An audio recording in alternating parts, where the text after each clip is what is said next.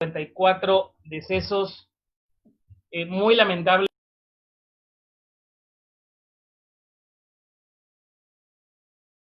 Reino Unido en la cifra de muertos y pasar al tercer lugar.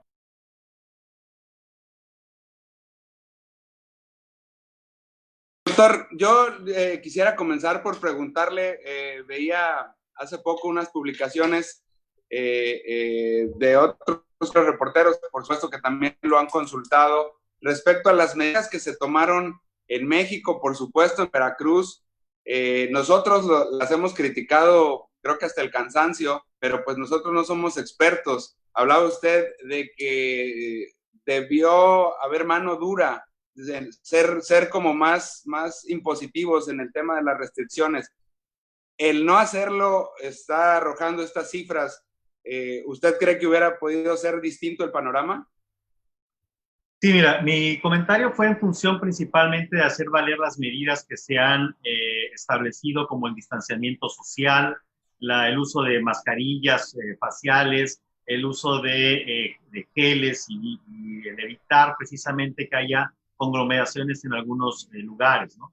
Por supuesto que uno entiende que por un lado está la parte económica de la sociedad, en donde se necesita empezar a abrir los establecimientos, empezar a generar nuevamente los ingresos, mucha gente que no puede guardarse en casa, pero por otro lado están las medidas básicas de contención epidemiológica, ¿no? Que conocemos ya desde hace muchos años. Entonces, yo creo que sí se debió, o más bien se debería ser actualmente más estricto, principalmente en que haya vigilancia, que en los establecimientos haya verdaderamente un distanciamiento, que todos los lugares que se encuentren abiertos cumplan con ciertos requisitos para poder evitar el contagio, que la gente en la calle y en los lugares públicos traiga realmente un cubrebocas y que lo use como debe de ser, porque más bien lo traen como adorno en lugar de usarlo adecuadamente, que realmente se esté evitando la entrada de personas enfermas a lugares. Ejemplo, esta situación que sucedió con la famosa pistolita del termómetro, ¿no? En donde en lugar de que el conocimiento, la realidad, la certeza prevalezca, parece que ha ganado la ignorancia y entonces ahora en todos lugares, en lugar de generar una disputa con el cliente, prefieren mejor tomar la temperatura en el brazo, que no sirve absolutamente para nada, ¿no? Hay que ser duros realmente en estas medidas, y si fuera así, me parece que sí pudiéramos contener un poquito más el número de contagios sin que dañemos tanto a la economía. O sea, se pueden abrir los establecimientos, pero llevando las reglas como deben de ser. Jesse, nos comentabas antes de entrar al aire, tú en la Ciudad de México, pues actualmente están en esta nueva normalidad, pero pues justamente lo que platica el doctor, supongo que también en la Ciudad de México pasa eso, ¿no? Que las medidas terminan siendo pues un llamado a misa, las toma quien quiere, las cumple quien quiere, y están pues a punto de regresar a este famoso semáforo rojo, ¿no?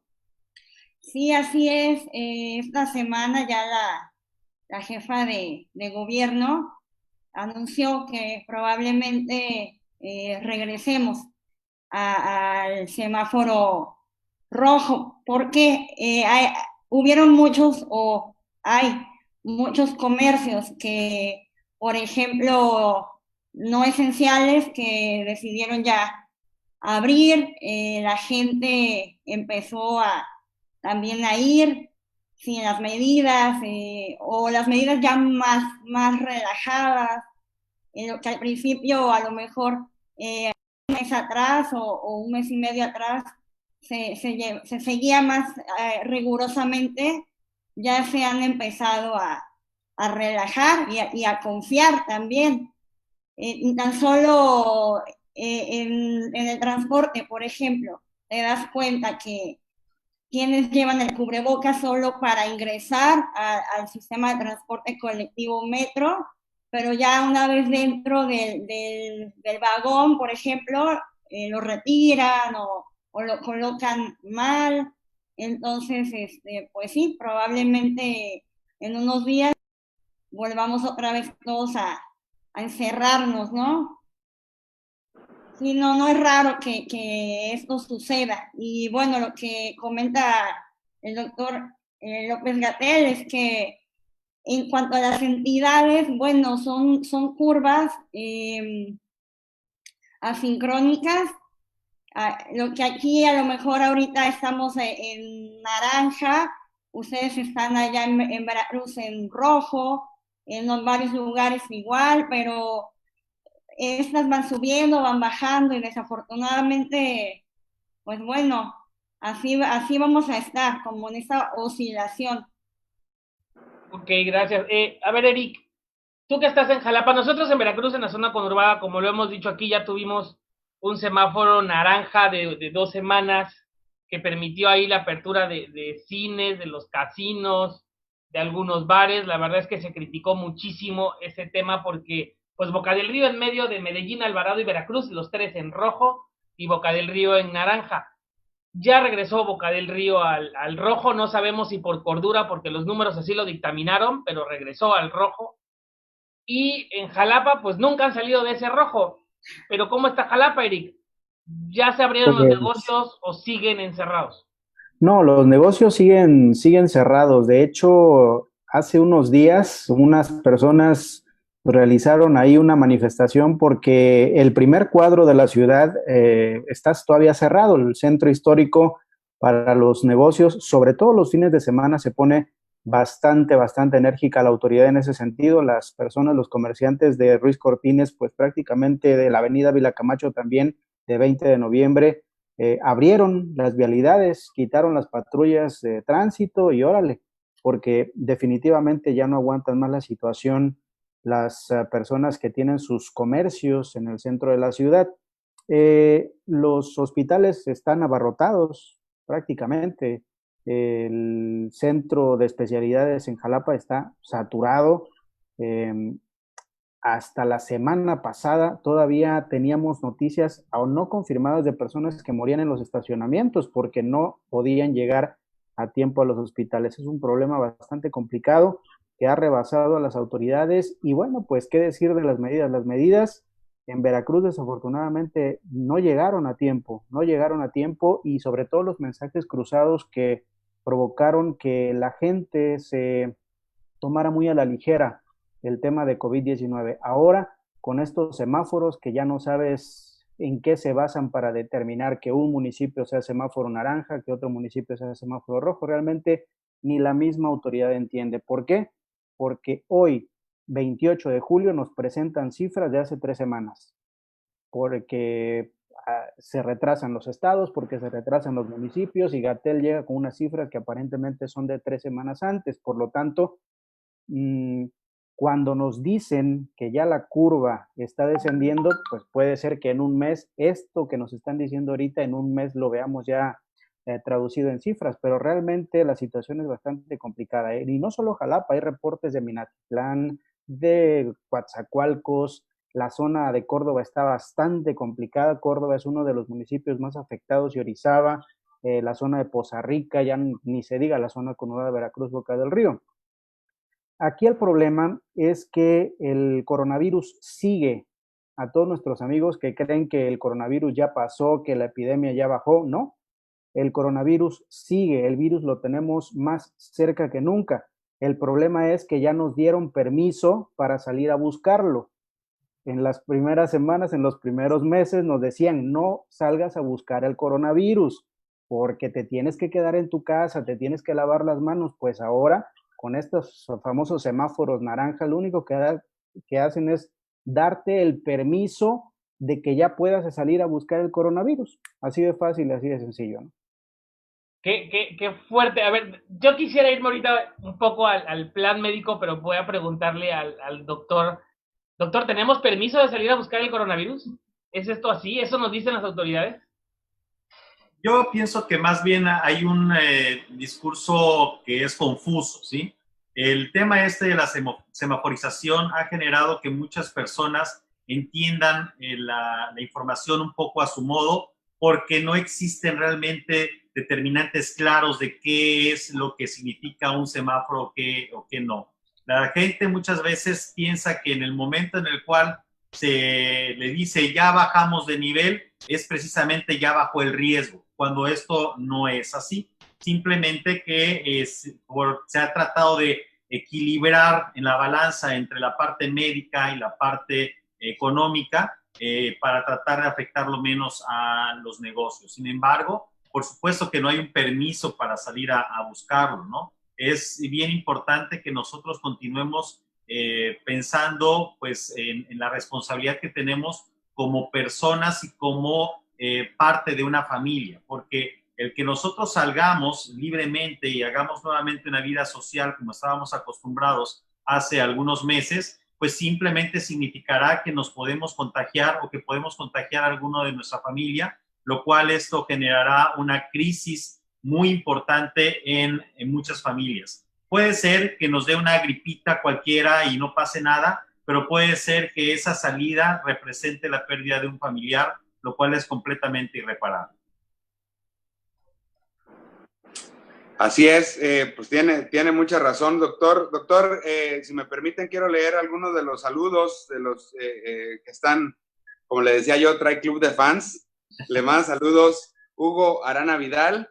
Le manda saludos también nuestro compañero y amigo Rodrigo Barranco de Héctor, un reconocido reportero de aquí de la zona conurbada Veracruz, Boca del Río. Etelvina Díaz, Cintia Bratz, también Edith Joachín, dice que es usted un excelente médico.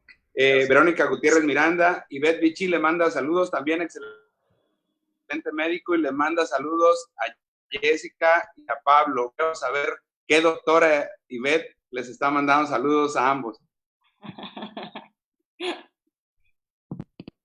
Oigan, nos preguntan, doctor, el uso obligatorio de lo que comentaba hace un momento, que se hicieran más, que fueran más estrictos en el tema, y ha causado mucha controversia porque algunos municipios, por ejemplo, han tomado medidas, por decirlo de alguna forma, unilaterales de imponer sanciones, incluso pues medidas ya más drásticas que hasta arrestos, ¿no? Arrestos por algunas horas a quien no lo haga. ¿Cómo hacerle entender a la ciudadanía en este momento la importancia del cubrebocas?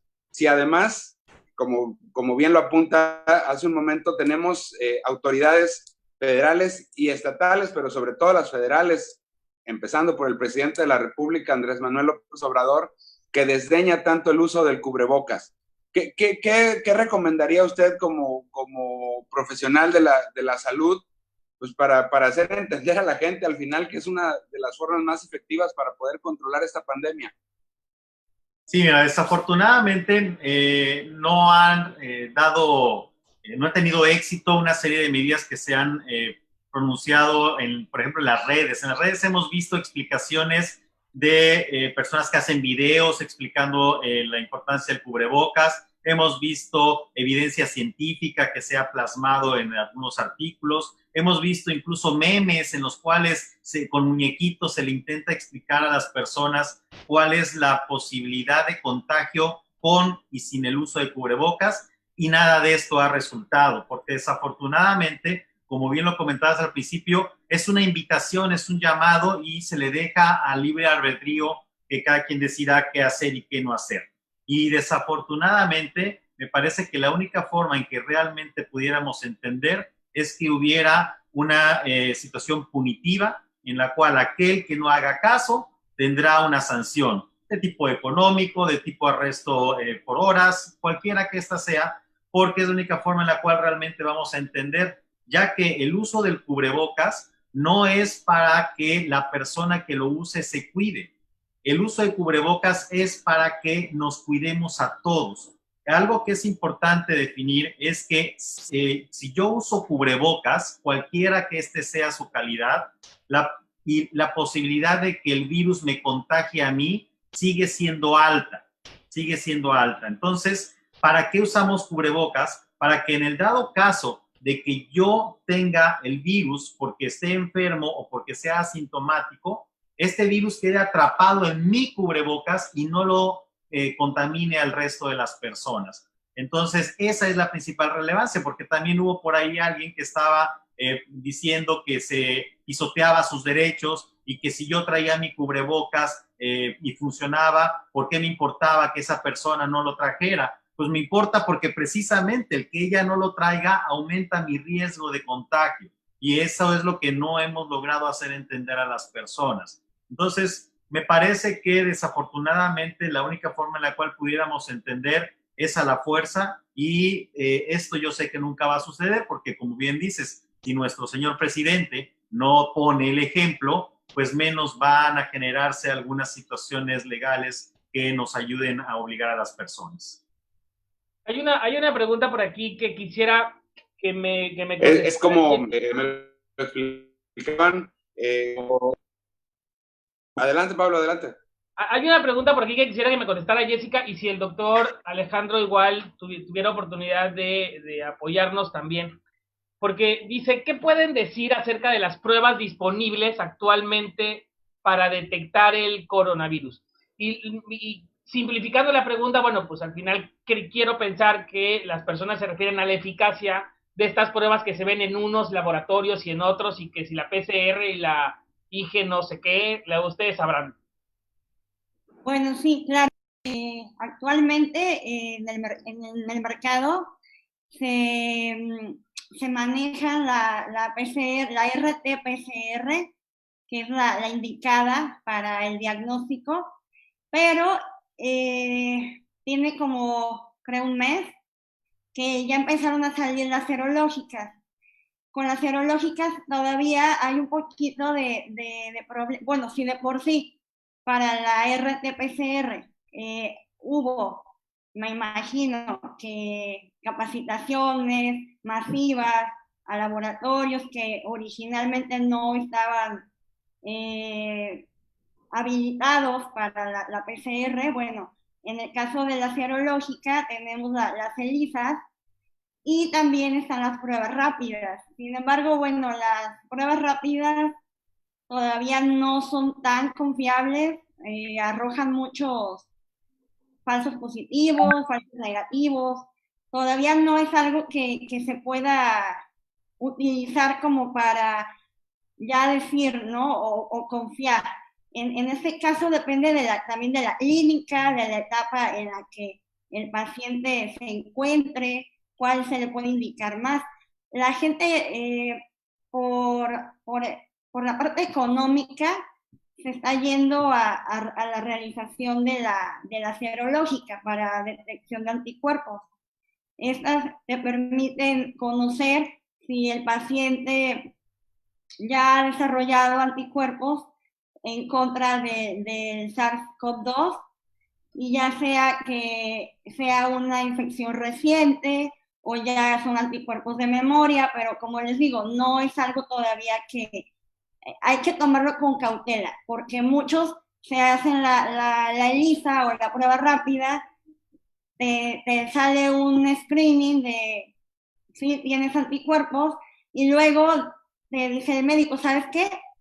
Vete hacia la RT-PCR, y sorpresa, la RT sale negativa.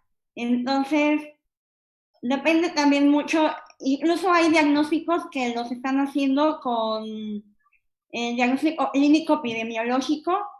Los médicos, cuando no tienen acceso a laboratorios, por ejemplo, en unas rancherías o en una comunidad, que tú dices, bueno, aquí quién me va a hacer la RT-PCR, vaya, es bien complicado. Y parte del diagnóstico y de la contabilización de casos, yo creo que también tiene mucho que ver con las pruebas, con quién está haciendo las pruebas, la interpretación de las pruebas, la confirmación de las pruebas. Es todo un tema que, pues bueno, no estábamos preparados ni para la pandemia, ni los laboratorios para realmente empezar a meter esas pruebas de biología molecular, que tienen también su chiste, no es cualquier cosa, hay que validarlas, el INDRE, pasan por todo un proceso. Entonces, yo creo que ya me desvié. Básicamente son esas tres, la molecular, la RT-PCR para confirmación del virus, proteínas que están relacionadas al virus y que uno las puede presentar si trae uno el virus. Y las serológicas que te hacen un screening de los anticuerpos en contra del virus, si tú ya lo has generado. Lo ideal es validar siempre todo, la sintomatología, todo. No Déjame. Perdón, me gustaría nada más agregar un poquito más, si me permites. Sí, claro. Algo que es bien importante, en este momento en el cual nos encontramos con una alta contagiosidad, si a mí se me presenta un paciente que tiene fiebre, que tiene dolor de cabeza, que tiene tos y a lo mejor le mido la oxigenación y está baja, con o sin prueba, ese paciente tiene COVID hasta no demostrar lo contrario. Para allá iba, porque si me permite tantito, me escribió un enfermero del IMSS, de la unidad de Cuauhtémoc aquí en Veracruz, y me dice que ellos, o bueno, que él vio como muchos médicos estaban diagnosticando COVID a través de la famosa tomografía de los pulmones. Sí, es por esto. Primera, la PCR, que es el estándar de oro para hacer diagnóstico de enfermedad activa, en muchos lugares me tarda 5 días en dar resultados. Yo no puedo esperar 5 días para tomar una decisión clínica. Entonces, la tomografía nos sirve para poder determinar lesiones características de una neumonía viral. Entonces, si yo tengo un paciente que tiene una neumonía viral en una tomografía, que tiene datos clínicos propios de SARS-CoV-2 y me encuentro en la situación epidemiológica que estoy ahorita, realmente la prueba simplemente va a ser más epidemiológica que clínica. Ahora, ¿cuál es la diferencia entre estas dos pruebas que comentaba la doctora? La prueba PCR es para saber si ahorita tengo el virus, si ahorita estoy enfermo. De las otras, de las serológicas, IgM debería de ayudarme a eso, pero la verdad es que se ha visto que la sensibilidad de IgM es muy mala y entonces de repente sale positiva o sale negativa sin importar si el paciente tiene o no el virus. Estas pruebas más bien nos están sirviendo para detectar IgG, que IgG es un anticuerpo que me dice si alguien ya estuvo en el pasado expuesto al virus. Y entonces me sirve, por ejemplo, para saber si alguien a lo mejor tuvo la enfermedad y fue asintomático hace 2 semanas, o si la enfermedad que tuvo hace 2 semanas realmente fue COVID. Entonces, de esta manera, con IgG, yo pudiera tener esta situación de certeza. Pero sí es bien importante porque muchos laboratorios están promocionando las pruebas serológicas para hacer diagnóstico actual cuando no se tiene esta validación, y mucha gente además que tiene pruebas negativas ya creen que realmente no la tienen, o al contrario, pacientes que tienen IgG positiva dicen, pues ya tengo anticuerpos, ya puedo salir, ya estoy libre, y no es cierto. La inmunidad que nos deja la infección por SARS-CoV-2 no es total y es poco duradera. Entonces, a pesar de ya haber tenido la enfermedad, tenemos que seguir cuidándonos. Doctor, para efectos prácticos, porque de repente algunas personas de nuestra audiencia con terminología se nos van a perder. Ejemplo práctico, yo he guardado cuarentena y quiero ir a visitar a mis familiares este fin de semana. ¿Qué tengo que hacer? ¿Qué prueba me tengo que hacer para poder estar seguro de que yo voy sano a ver a mis familiares este fin de semana, por ejemplo? Lo que tiene que hacer es no ir a ver a sus familiares este fin de semana. Punto.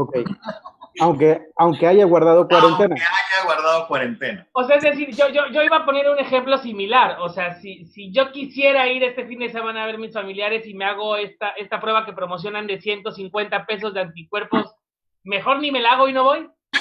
Y hago la pregunta porque muchas personas lo están haciendo. Es decir, con los semáforos naranja, lo están haciendo, es decir, ya creemos o cree la sociedad que tenemos el permiso de salir. Por eso decía yo en términos que se oyen, pues digamos, muy coloquiales, pero para mí es eso, a ver, ya te abro el cine, pues órale, ya te doy permiso para que te vayas y te contagies. La responsabilidad está en nosotros realmente cuidarnos. Ahora bien, mencionaban 3 pruebas. En redes sociales hay muchas pruebas. incluso los mismos laboratorios se promocionan vía Instagram y vía Facebook y todas las redes sociales en sus pruebas. Hay una prueba que es de sangre, como cuando te mides la glucosa, y hay una prueba que la pones en un aparatito y ya el aparatito te va marcando, tiene 3 marcas. ¿Esa prueba es confiable, la de sangre? No es Es la confiable. más popular en este momento, ¿no? Sí, es muy popular porque es una prueba rápida, es un test que entre 20 o 30 minutos te puede dar un indicio. El problema, y sí, es con sangre total, es como si te midieras la glucosa con una gotita y se coloca como si fuera prueba de embarazo, hagan de cuenta, colocas ahí la sangre y ya después de una incubación arroja de manera visible unas marquitas que si son coloreadas, pues es positivo o es negativo. Pero bueno, a lo que regresamos con lo que comentaba el doctor, son pruebas que no tienen todavía una especificidad para SARS-CoV-2. Muchas son todavía, se habla que hay varios tipos de virus, de coronavirus, incluso en animales, entonces puede ser que a lo mejor te esté detectando alguna otra y no la SARS-CoV-2, o te puede decir, sí, eres positivo, pero no es específico para este coronavirus. Y entonces se puede malinterpretar. Ahorita no se recomiendan, aunque ya entraron al mercado y en muchos laboratorios las están aplicando, que no deberían, se tendría que tomar con mucha cautela. Yo honestamente, pues no. A Y ver, es una de las más populares, ¿no? Sí, por la rapidez, Sí. es un método muy rápido. En una incubación tipo prueba de embarazo, ya te das una idea. Y esas pruebas ya existen para HIV, para otras enfermedades. Pero ahorita, pues bueno, se hicieron para una mayor rapidez en el diagnóstico, pero no son confiables. una pregunta rápida porque creo que es importante. Dice Susana Lara, si contrato personal, y bueno, estamos hablando en este tema de regresar a la normalidad, de intentar no perder en lo económico lo más posible, pero dice, si contrato personal y este personal va a trabajar con personas vulnerables, ¿qué pruebas me recomienda la espía para descartar que tengan COVID-19? Seguramente tendrá que ser la PCR, de por lo que hemos platicado aquí, pero la respuesta la tienen ustedes. Sí, en realidad para poder saber si alguien actualmente tiene el virus es la PCR. Sin embargo, hay un problema. Yo puedo hacerme hoy una PCR que me va a dar resultados dentro de 4 días y resulta que hoy martes me la hice, el jueves me contagié y el viernes o sábado voy a tener una prueba que dice negativo y me van a contratar con el virus. ¿Sí? Sí, se pudo contagiar en el mismo laboratorio, ¿no? ¿Perdón? Se pudo contagiar en el mismo laboratorio donde se hizo la prueba. En teoría no debería de ser porque deben de estar trabajando bajo ciertas medidas, pero pudiera ser. ¿Qué es lo que hay que hacer? Lo que hay que hacer es tomar medidas de protección. O sea, si yo, por ejemplo, yo veo personas vulnerables porque yo todos los días veo pacientes diabéticos, hipertensos, ancianos y demás, y yo puedo ser un portador porque por otro lado también veo pacientes que tienen COVID. Entonces, lo que tengo que hacer es usar mi cubrebocas, usar mi máscara protectora, usar gel. Los pacientes también deben de tener esta protección y de esta manera la posibilidad de que yo pudiera contagiarlos es mínima. Y es lo que se tiene que hacer en los lugares de trabajo. Exigir que tanto trabajadores como clientes usen medidas de protección, tanto barreras físicas como químicas, que son el alcohol gel o el lavado continuo de manos. Ok, entonces la respuesta simple es medidas, más medidas, ¿no? Para tener las precauciones necesarias. Una prueba ahorita no pudiera ser realmente definitiva. Iván. Sí, bien, estoy viendo parte de los comentarios que nos hacen, quienes nos hacen el favor de estarnos siguiendo. Le mandan saludos Sandra Luz Uscanga Barrios al doctor Alejandro. Candy Hernández dice que en la ciudad de Coatzacoalcos la gente no tiene consideración, que el malecón está lleno, y es parte de lo que comentamos, ¿no? Finalmente es un llamado a misa, y la ciudadanía, pues ahora sí que le dan a su libre albedrío si toma o no toma las medidas, que es parte de lo que ha fallado. Y comentaba, hace rato que comentaba el doctor las posibilidades que hay de contagios, sobre todo por el uso del cubrebocas, y que no es que el cubrebocas nos vaya a evitar el contagio, sino que pues se reduce esta posibilidad. Y yo lo comparo con el tema de las penalizaciones que hay, por ejemplo, en Estados Unidos por manejar alcoholizado.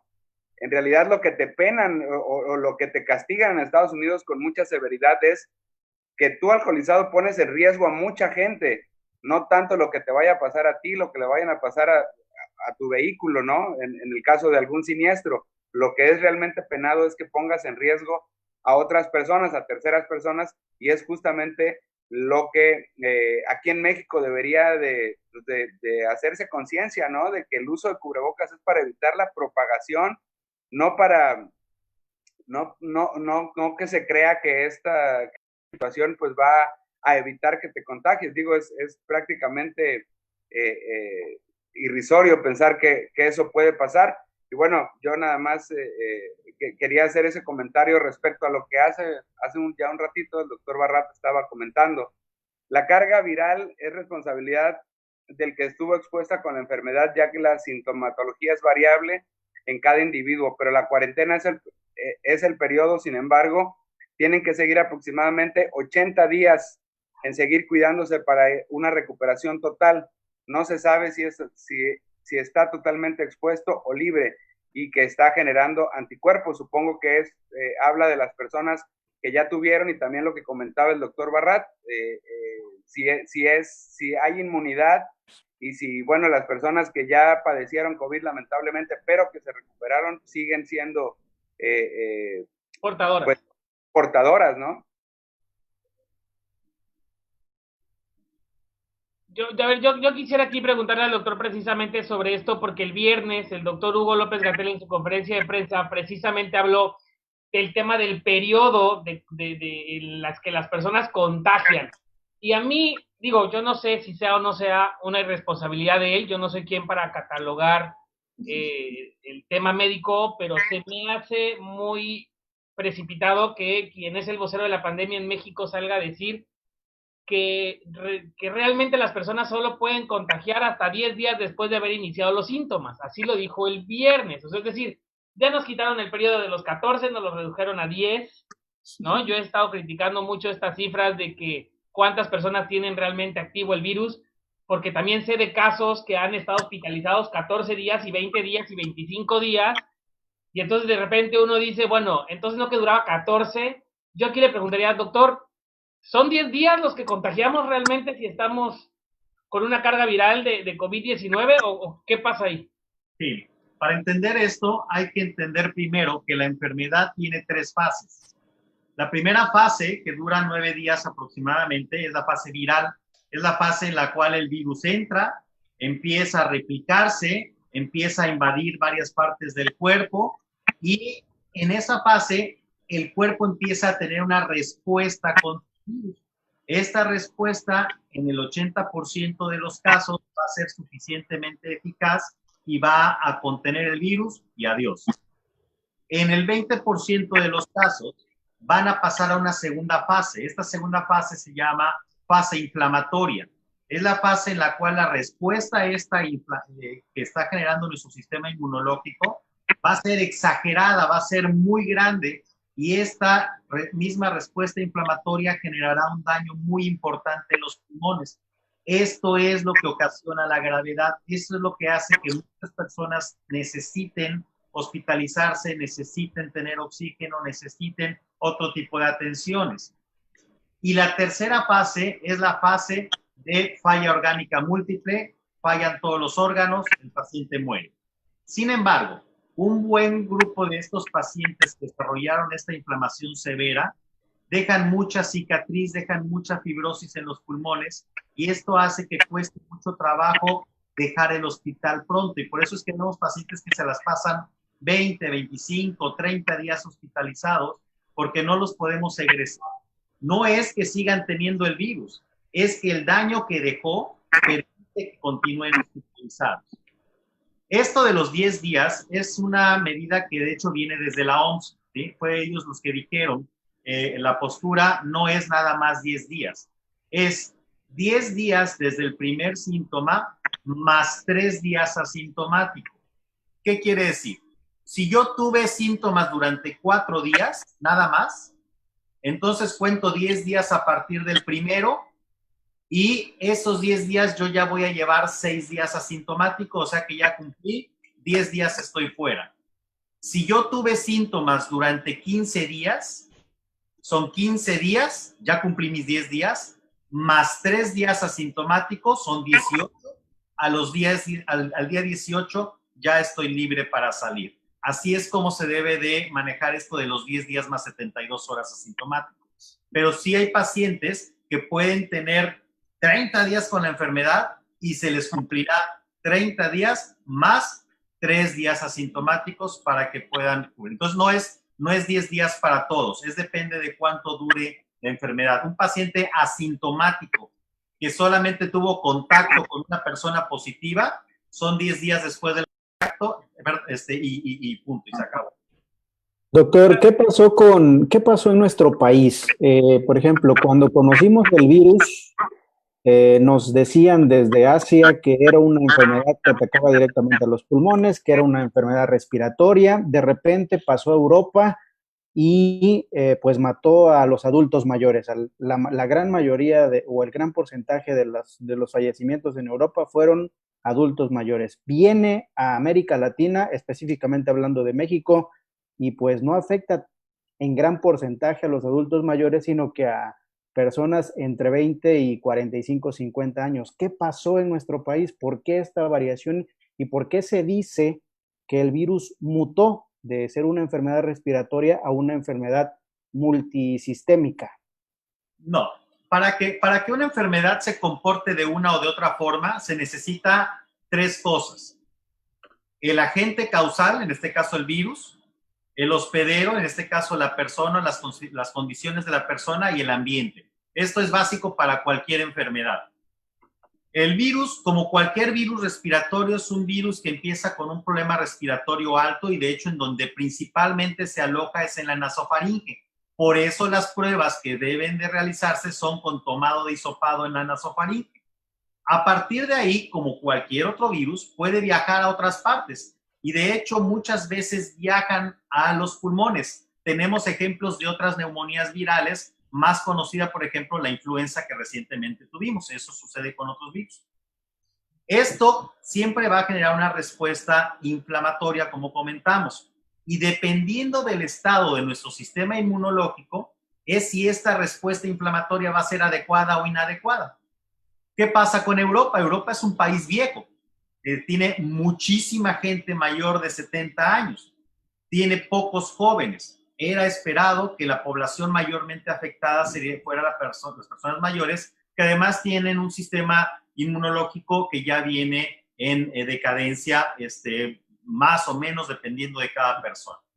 ¿Por qué a nosotros nos está pegando a las personas jóvenes? Porque somos un país enfermo. En México, el 30% de las personas mayores de 30 años es hipertensa.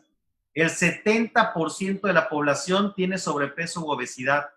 Aproximadamente el 24% tiene diabetes. Somos primer lugar en obesidad infantil.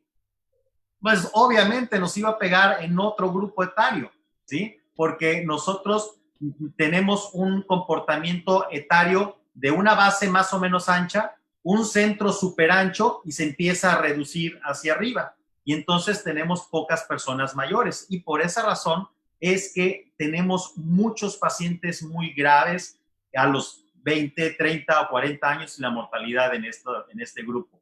Ahora, siempre hay el que se escapa, ¿no? Hay el que dice, pues yo tenía un paciente de 70 años diabético, hipertenso y obeso y le fue muy bien.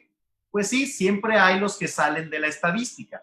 pero en general eso es lo que está pasando con nosotros. Esto de las mutaciones del virus, ha habido algunas publicaciones encontradas. Algunos refieren que se ha adaptado y que incluso ha generado una mejor forma de distribuirse. Hay quienes dicen que no. En realidad, las mutaciones en la naturaleza llevan años para que se generen. A mí personalmente me genera cierta reticencia el hecho de pensar que en pocos meses ya haya habido una mutación adaptativa en un virus, lo cual sería muy alarmante, ¿no? Pero bueno, me parece que la investigadora tendría más tablas en este aspecto para comentar, ¿no?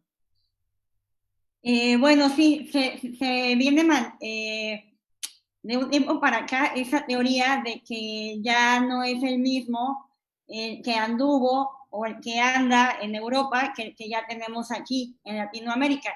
Como bien lo dice el doctor, las mutaciones, bueno, diariamente, incluso nosotros estamos mutando. Es parte de nuestra replicación en el DNA. Entonces, no es extraño que el virus pueda sufrir cualquier tipo de mutaciones. Ahora, que ya sea algo muy bien caracterizado, que haya algún cambio reportado a la fecha, todavía no sale en la literatura médica. Y bueno, ahí también hay que tener mucho cuidado. Esta pandemia ha sido un boom para muchas cosas, incluso en la parte científica. Hay que ser cautelosos de lo que sale diariamente publicado. Estamos luchando contra el virus, pero también contra las fake news, contra las que tergiversan toda la información. Luego yo tengo un dilema con la cuestión de los comunicólogos, de los periodistas, y hago luego berrinches y digo, es que está complicado, si para luego alguien del ramo es complicado procesar una información reciente que acaba de ser publicada, que a lo mejor faltan controles para darlo por verdadero o un hecho, luego se malinterpreta. Es bien fácil malinterpretar la información. La información científica pues es muy heterogénea, cada rama tiene su argot. Entonces, a la hora de traducirlo o de hacer una divulgación, es bien fácil que puedan ocurrir malinterpretaciones, tergiversaciones, que de pronto yo te digo, oye, ya va a salir o hay ahorita 3 vacunas que una lleva la proteína atenuada, otra lleva un adenovirus. Entonces, a la hora de que sale publicado en el periódico o en las redes, le cambian o por hacerlo más fácil lo cambian, y es cuando la gente empieza a creer cosas que no son del todo verdad.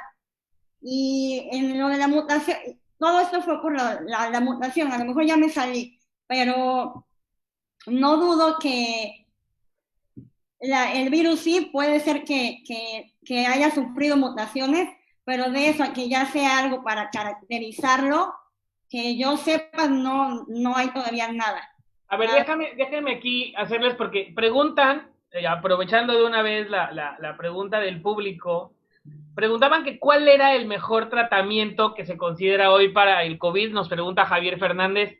Científicamente creo que todos tenemos claros que no existe un tratamiento para el COVID, aunque, bueno, seguramente ya lo comentarán ustedes dos, pues la experiencia les ha venido más o menos dictando por dónde proceder, a lo mejor para tener tratamientos paliativos y no necesariamente contra el coronavirus. Pero se los pregunto a ustedes, y meto esta pregunta aquí porque precisamente sobre lo que dice Jessica, yo leía en el Facebook del doctor Alejandro que pedía que las autoridades le prohibieran incluso a los medios de comunicación difundir noticias sobre avances médicos para evitar que las personas salieran en manada a las farmacias y agotaran medicinas que pudieran salvar la vida de pacientes de otras enfermedades, como ha venido ocurriendo con este lleva y trae, ¿no? De supuestos remedios para el COVID-19. Les pongo ahí la pregunta sobre el tema de tratamientos y sobre este tema de las medicinas que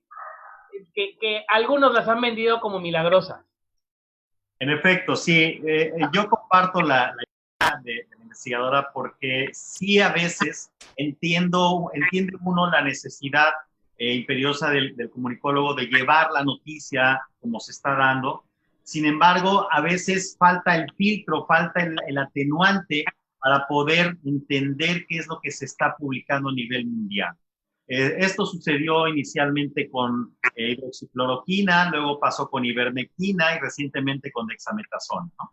Entonces, cuando sale la noticia, una de las cosas que, por ejemplo, una de mis maestras de tesis me decía, para que vendas tu tesis, tienes que primero ponerle un título que sea atractivo, que venda, ¿no? Y es como lo hacen generalmente en las noticias. Y entonces, este título parece muy atractivo y la gente difícilmente va a leer más allá del título. He sabido que por lo menos en México no leemos. No leemos a veces ni lo que dice en la puerta de entrar o jalar, ¿no? Entonces, no van a leer lo demás y se quedan con eso. Y entonces van corriendo a tomar medicamentos peligrosos, medicamentos que tienen efectos adversos, si no se manejan como se deben de manejar, y se autorrecetan. O incluso creen que es para prevenir y no entienden esto de la prevención y el tratamiento. Al día de hoy, no existe un solo medicamento anti-COVID. No existe. Están en investigación algunos. De hecho, se va a correr recientemente un estudio con un antiviral específico tomado. En Veracruz vamos a tener algunos pacientes en las pruebas, pero todavía está en pruebas. No hay nada que funcione, ¿sí? ¿Qué es lo que se estuvo viendo? Inicialmente se dijo, no, pues que la ivermectina. Hay algunos medicamentos que originalmente se diseñaron para algo. En este caso, ivermectina es un antiparasitario o la hidroxicloroquina es un antimalárico, o sea, es contra un parásito que produce la malaria y el paludismo. Pero se ha visto que tienen efectos que pueden afectar a otras partes y que a lo mejor tienen efectos antiinflamatorios, a lo mejor tienen efectos que rompen cadenas de grasa y por eso pueden atacar algunos virus, etcétera. Efectos que se han visto in vitro, o sea, en el laboratorio. Esto no quiere decir necesariamente que cuando la traslademos a in vivo, o sea, ya en la clínica, vaya a funcionar. Para eso se necesitan hacer experimentos y ver cómo les va. Entonces, lo de la ivermectina fue una aportación in vitro. Ante la situación de emergencia que vivió el mundo, se empezaron a utilizar muchas cosas porque decíamos, algo hay que usar, ¿no? No podemos quedarnos cruzados de brazos y muchos de nosotros utilizamos ivermectina, hidroxicloroquina, acitromicina, cloroquina sola, etcétera. Y al día de hoy me parece que ya podemos asentar un poquito más las aguas y definir lo siguiente.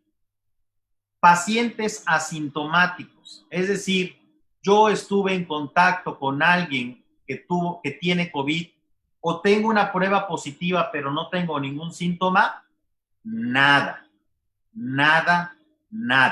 No hay que darles nada. Yo tengo síntomas, me duele la cabeza, tengo fiebre, tengo tos, medicamentos sintomáticos, es decir, nada más para el síntoma que tienen y preferentemente que de ellos sea algún antiinflamatorio. Pacientes que empiezan a tener ciertos marcadores que le pedimos en unos exámenes de laboratorio elevados, entonces posiblemente estos pacientes ya necesiten tratamiento hospitalario y ahí manejamos esteroides como la dexametasona, hospitalario, ¿sí? De la misma manera, si tienen datos de neumonía o empiezan a tener dificultad respiratoria, tiene que ser hospitalario y ahí se manejan, hay otro tipo de medicamentos como anticuerpos monoclonales y otra serie de cosas que utilizamos. Pero manejar a un paciente que tiene necesidad de oxígeno, que tiene dificultad respiratoria, que tiene necesidad de medicamentos endovenosos en casa, es peligroso. Es peligroso para el paciente porque le puede ir mal, es peligroso para el médico porque le puede ir mal legalmente. Entonces, No hay que tratar de tener un megabotiquín en casa, como ahorita estaba viendo por ahí que hay 2 o 3 presidentes municipales que van a regalar el kit anti-COVID, ¿no? Que andan repartiendo. Qué terrible irresponsabilidad de alguien que está a cargo de un puesto de una ciudad, ¿no? Entonces, no hay que hacer eso. Hay que estar siempre de la mano del médico para saber en qué punto, en qué momento yo tengo que dejar mi tratamiento en casa para dirigirme a un hospital. Bien, bueno, por aquí también decían, no entiendo por qué algunos doctores entonces es lo que son los que mandan esos medicamentos. Bueno, pues porque son doctores, precisamente por eso le están mandando algunos medicamentos. Sí, es cierto. Tenemos 2 cosas aquí. Primera, bueno, pues uno como doctor puede saber qué medicamento puede funcionar y qué no funcionar. También debo aceptar, no es mi agrado, pero debo aceptar que hay muchos compañeros que no se actualizan al ritmo en que van saliendo las nuevas comunicaciones y entonces se quedan recetando cosas que no deben.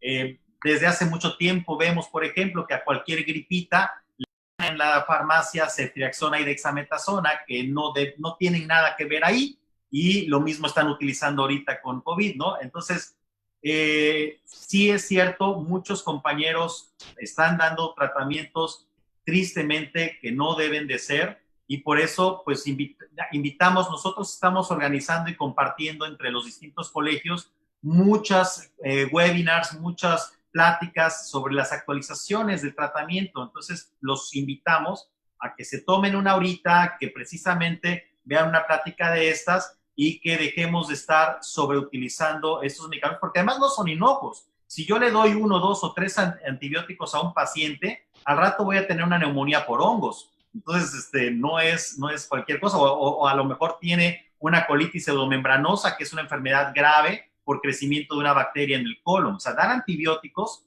nada más porque sí, no es cualquier cosa. Sobre lo que comentaban de las filtraciones y eso, yo sí quiero salir en defensa del gremio, por lo que a mí me toca, porque, por ejemplo, la dexametasona la filtró Trump, la hidroxicloroquina la filtró Trump, en conferencias de prensa en la Casa Blanca. La ivermectina, que me parece que es el antiparasitario, esa, fíjense lo que son las cosas, esa salió, porque yo no vi ninguna nota ni salió tampoco de ningún político, salió de los mismos doctores. A mí me llegó una receta de un doctor del IMSS que se la pasó a una enfermera y esa enfermera se la pasó a mi familia. O sea, es decir, en ocasiones hay reporteros y comunicadores irresponsables, pero también me parece que pues la culpa es de quien lo dice o de quien lo reproduce, ¿no? En este caso habría que ponerle un bozal a los políticos irresponsables y además a los doctores irresponsables que filtraron esas recetas, porque digo, a mí me llegó una receta del IMSS que traía el antibiótico y el antiparasitario, entonces digo, también de repente debe haber una responsabilidad del otro lado. De todas las partes en este momento lo que debe de imperar es la responsabilidad. Y lo que yo siempre le comento a mi familia o a mis amigos es, doctor, si te sientes mal, un especialista es quien te tiene que checar, quien te tiene que evaluar y quien te va a decir qué medicamento o qué no tienes que hacer, ¿no? Entonces, responsabilidad de todas las partes, ¿no?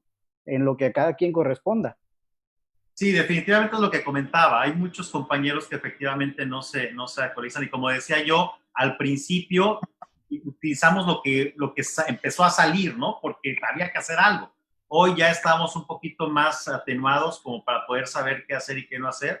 Y pues lo de Trump, pues él también dijo que se inyectaran Lysol, ¿no? En las venas. Entonces, Claro, digo, claro. No, bueno. Déjenme hacerles una pregunta a los dos, a Jessica y al doctor, porque son las 9 de la noche y nos comprometimos a estar una hora con ustedes. Entendemos que, por supuesto, la responsabilidad de ustedes es tremenda. Pues no sé si nos puedan regalar 10 minutos para solucionar unas dudas, nada más. Sí. Iván. No, le quería preguntar justamente ahorita que hablaban de los tratamientos, tanto a Jessica como al doctor Barrat, y también entendiendo que hay como una reticencia natural para acudir a una institución de salud, las personas que tienen síntomas leves, porque bueno, hay también una creencia de que muy posiblemente en un hospital vayan y se contagien, ¿no? si no lo tuvieran. Hay dos medicamentos o tratamientos alternativos, no sé cómo llamarlos. El caso de las nanopartículas cítricas y el dióxido de cloro, que también tuvo ahí como un auge, pues, al inicio de la pandemia. ¿Alguno de estos dos son efectivos para la prevención o para, en el caso del dióxido, para curar el COVID? Bueno, no. En el caso del dióxido de cloro, tiene unos días que empezó a circular ese fake. Bueno, los que lo lanzaron supuestamente muestran ahí sus fundamentos y demás, pero realmente te sirve para desinfectar áreas inertes, pero no para una prevención o para un tratamiento clínico con un paciente COVID o para prevención, no. La nanopartícula de cítricos, pues es como si te tomaras un jugo de naranja o limones, o sea, son terapias a lo mejor coadyuvantes que te pueden, a lo mejor para un resfriado, vaya, pero para ya una COVID-19, pues son lamentables las recomendaciones de la secretaria de Gobernación. Ella fue la que empezó a difundir su tratamiento. Bueno, es lo que ella eligió tomar, pero no es un hecho que tengamos los demás que asumir que le pueda estar ayudando contra la COVID-19, vaya.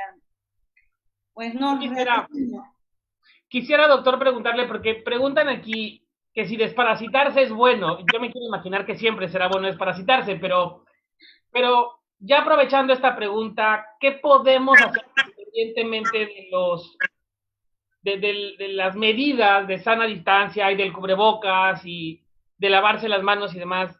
¿Qué podemos hacer? ¿Existe algo que como personas tengamos que prever para intentar por lo menos estar bien de salud por si llegamos a contagiarnos? Sí, bueno, voy a comenzar con el tema de la desparasitación porque es rápido, no sirve para nada, ¿sí? Es una creencia vieja de que cada 6 meses hay que desparasitarse y demás, y si uno no tiene síntomas de parasitosis, y si uno siempre lava su comida, su verdura y cose bien la carne, no tiene uno por qué tener parásitos, no tiene uno por qué desparasitarse, ¿sí? A menos que haya datos de parásitos, hay que hacerlo. Una de las ventajas ahorita de que todo el mundo tomó ivermectina es que creo que se van a acabar los piojos en México. Eso es una ventaja, ¿no? Pero bueno. Segundo, el tema del dióxido y las nanopartículas. Es terrible cómo la gente puede creerle más rápidamente a un video que no saben ni quién es, ni sabe de qué se trata, ni pueden entender la fisiopatología, que a alguien que realmente les está explicando y que tiene una currícula suficiente para poder tener una postura, ¿sí? Este tema del dióxido de cloro nace porque un tipo en Estados Unidos que inventó una iglesia de estas alejadas que nacen en Estados Unidos frecuentemente, y en el 2006, si mal no recuerdo, y que era como que la iglesia de la sanidad y la sanación del Génesis 2. Él decía que viene incluso de otra galaxia a salvar al mundo. Ya desde ahí uno empieza a decir, tiene problemas este cuate, ¿no? Bueno, dice que descubre esta sustancia, lo que le llama él la sustancia mágica mineral, y la empieza a difundir. Esto no tiene una evidencia científica y de hecho es peligroso. Ya se están dando reportes actualmente en varias partes de personas con quemaduras esofágicas por el consumo de dióxido de cloro, de pacientes con falla hepática y falla renal por el consumo de dióxido de cloro, y pacientes que hacen hipotensión severa por el consumo de dióxido de cloro. Entonces es un producto peligroso, y de hecho la COFEPRIS la semana pasada emitió una recomendación de evitar el consumo del mismo y, espero yo, sancionar a quienes lo están vendiendo, porque tristemente debo de aceptar que muchos compañeros médicos lo están vendiendo, aceptando lo que decían que nosotros también tenemos culpa. Sí, sí es cierto, algunos Conozco médicos que lo están tomando, ¿eh? Exactamente. Entonces, es peligroso, no se debe de usar. ¿Por qué alguna gente dice, es que yo lo he tomado y no me he enfermado. Bueno, yo les puedo decir que yo tengo 3 meses y medio viendo pacientes COVID, entrando al covidario, diario me llega un paciente al consultorio que supuestamente no tenía y termina teniendo, y tampoco me he enfermado y no tomo nada, simplemente uso mis medidas de protección que debo de usar, punto. Eso es lo que es realmente eficaz. El que algo no pase no implica que la evidencia lo sustente. Y lo mismo sucede con las nanopartículas de cítricos. No existe la creencia popular de que la vitamina C es buenísima para las gripas, y eso es falso. De hecho, yo imparto una materia de patología en la Universidad del Valle de México, y el libro del Robbins lo dice así claramente: la vitamina C no disminuye el riesgo de infecciones respiratorias. Punto. Entonces, estar tragando naranja y limón no sirve para nada, ¿sí? Y finalmente, lo que comentabas de qué es lo que debemos de hacer más allá de la sana distancia. Hay mucho que podemos hacer. ¿Es usted diabético? Deje de comer dulces, deje de comer pastas, deje de comer harinas, controle su glucosa, baje de peso, mantenga sus niveles bien controlados, tome su medicamento como se le indicó. Es hipertenso, no se tome la pastilla solo cuando le duele la cabeza, hágalo todos los días y cheque que esté bien. No hace usted ejercicio, comience a hacer ejercicio. ¿Tiene usted sobrepeso o obesidad? Busque una nutrióloga para que le diga qué comer. Busque a su médico para que precisamente esté bien controlado. Eso es lo que sí podemos hacer para que nuestro sistema inmunológico esté funcionando adecuadamente, para que podamos combatir esta y muchas otras infecciones y no andar tragándonos, ya nos falta que digan que nos traguemos la tierra del patio que tenemos, ¿no? Y incluso, doctor, se abrió un debate, ¿no? Con las refresqueras, que eso ya dará para otro programa, un debate muy interesante con las refresqueras y las pues, empresas de venta de comida chatarra, ¿no? Que están envenenando a México y a muchas partes de Latinoamérica. Oiga, Gita Ruiz, creo que ya lo contestó, pero aquí lo reiteran, lo preguntan: ¿sirve la herbolaria? ¿Sirve el té de jengibre, el té de limón para evitar el COVID, para reforzar el sistema inmunológico? No, la herbolaria de hecho es la segunda causa de cirrosis a nivel mundial, ¿sí? ¿Existen algunos productos herbolarios que tienen efectos farmacológicos? Sí. El problema es que, como en todo, pasar del efecto farmacológico y pasar al envenenamiento puede ser muy pequeña la dosis o la diferencia de dosis. Y entonces uno puede estar tomando algo que aparentemente tiene efecto benéfico y dicen, es que si le pongo un poquito más seguramente va a ser mejor, ¿no? Y entonces está pasando al efecto tóxico. Por eso es que no se recomienda el uso de herbolaria. Nosotros en medicina tenemos medicamentos bien estudiados que derivan de sustancias extraídas de plantas, ¿sí? Utilizamos Simicifuga racemosa, valeriana, utilizamos palmito, había una crema que era derivada del chile, o sea, sí utilizamos lo bueno de la herbolaria, pero debe de ser bien estudiado, bien purificado y dado bajo un control médico, porque de otra manera puede ser peligroso. Doctor, perdón, Jessy. Si me permiten, quiero agregar solo un poquito. El asunto con la herbolaria o con muchos productos naturales, alimentos, es justamente eso, que hay mucha información o experimentación a nivel in vitro y a lo mucho in vivo con modelos animales. Entonces, trasladar los dosajes de una caja Petri a un ratón, a un cobayo y a un humano es muy diferente. Hay un recorrido que hay que hacer y que pues lleva años. Entonces, no es tan fácil decir, no, pues ya cómete una naranja, sí, pero ¿cuánto? Y con los medicamentos ahorita de COVID es lo mismo, o sea, han salido muchos, desde marzo a la fecha se están evaluando, se están estudiando, validando, y no va a ser raro que a lo mejor en un año lo que había funcionado o creían que funcionó, pues que no se nos haga raro que salga de pronto un reporte que salió ahora tal cosa. O sea, la verdad nunca, no es permanente. En ciencia es algo constante. El probar hipótesis, teorías, lo que ahorita funciona puede ser que mañana sepamos que siempre no, o que no era tan bueno. Entonces, hay que estar actualizándonos, estar discriminando la información, filtrándola, y para evitar justamente confusión en la sociedad. Pregunta Adriana Grapa, doctor, si el consumo de minerales ayuda en algo, habla de oro, de plata coloidal. Así lo pregunta, perdón. No sirve de nada. Me preocupa que este tema haga que la gente empiece a comerse sus joyas, pero no, realmente no sirve para nada, ¿no? No existe ningún evento. Hay que ser bien claro. Lo que sirve se publica. Lo que sirve lleva algo que se llama método científico. El método científico observo algo, me genera una pregunta, pienso cómo contestarla y lo compruebo. Y esa comprobación tiene que ser un experimento bien validado en muchas personas. El que una sola persona diga, ay, es que a mi tía le funcionaba, eso no sirve de nada. Esto es simplemente charlatanería. Para que cualquier cosa funcione, ya sea algo natural, algo alópata, algún tratamiento quirúrgico, lo que sea, debe de ser validado a través del método científico.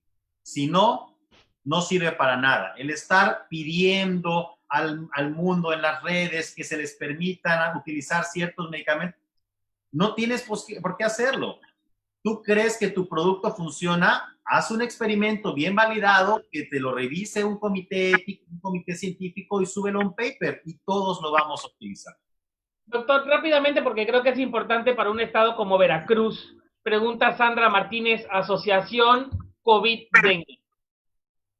Híjoles, sí, estamos viendo mucho paciente que tiene ambas, ¿sí? Y es un problema diagnóstico muy difícil. No podemos definir en este momento si los pacientes con COVID están dando pruebas cruzadas de IgM contra dengue, que es una posibilidad, o realmente estamos teniendo ambas enfermedades en un paciente, lo cual genera un problema diagnóstico muy importante. Incluso se habla ahora aquí en esta región del COVID-dengue, ¿no? Son pacientes que tienen ambas. Y esto, pues, es difícil de diagnosticar, pero el tratamiento al final va a ser el mismo hasta cierto punto, porque la dificultad radica en que en los pacientes con dengue no podemos utilizar antiinflamatorios no esteroideos, lo cual normalmente sí hacemos con el paciente COVID, por el tema principalmente de la trombocitopenia y el riesgo de hemorragia.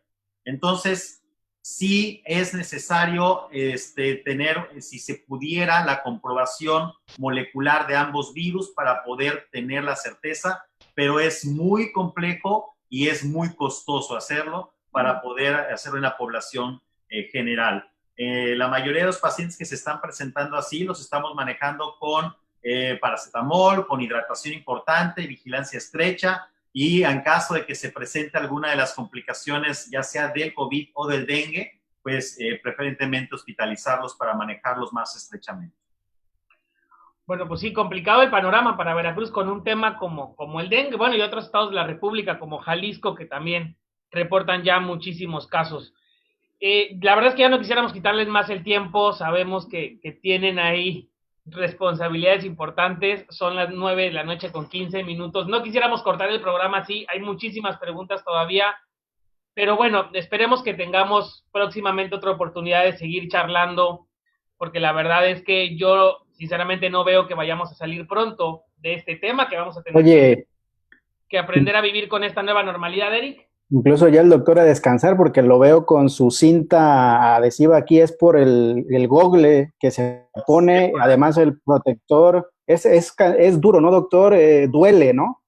Sí, los protectores que son más eficaces sí llegan a molestar aquí, lastiman, y por eso es que lo utilizamos, ¿sí? Y sí, efectivamente, desde temprano andamos en todo el rollo, entonces por eso es que nos protegemos Y pues no, todavía tengo que pasar hospital, entonces todavía no voy a... Ok. Bueno, pues le agradecemos muchísimo, doctor. No sé si tenga algún comentario o mensaje final que quiera dejarnos.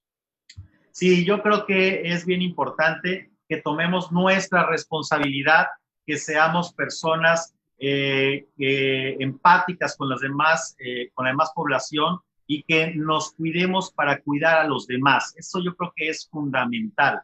Debemos de ser responsables con nuestra salud, pero también con nuestro entorno y seguir las indicaciones de no dejarse llevar por cualquier noticia que les llegue. Bien importante contrastar la información. Si a mí alguien me dijo algo, híjoles, voy a ver si es cierto, voy a investigar, voy a preguntarle a algún experto que yo conozca antes de tomarlo enseguida como verdad absoluta y no automedicarse, principalmente eso, no automedicarse. Siempre hacer caso de su médico y de las recomendaciones que estamos emitiendo frecuentemente. Tu micrófono, Iván. Perdón, hay una pregunta muy insistente. Doctor, perdón, hablan de preguntas